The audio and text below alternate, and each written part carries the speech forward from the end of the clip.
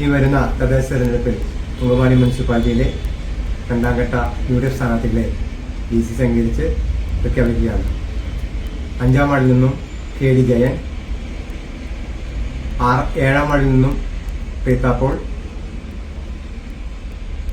3-ാം വാർഡിൽ നിന്നും അനില ശ്യാം, 4-ാം വാർഡിൽ നിന്നും മാർട്ടിൻ മാളിയേക്കൽ,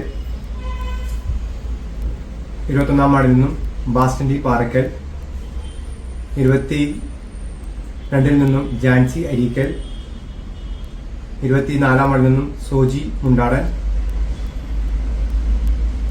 25-ാം വാർഡിൽ നിന്നും ബേബി വി മുണ്ടാടൻ, കേരള കോൺഗ്രസിന്റെ സീറ്റാണത്.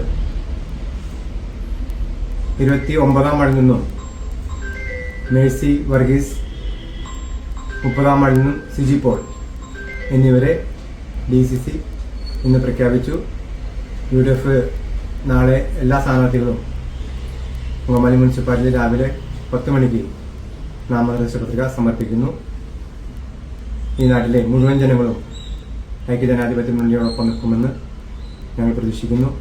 ഈ 5 വർഷക്കാലം അങ്കമാലി മുനിസിപ്പാലിറ്റിയിലെ ഭരണത്തിൽ UDF നല്ല ഭരണം കാഴ്ചവെച്ചു.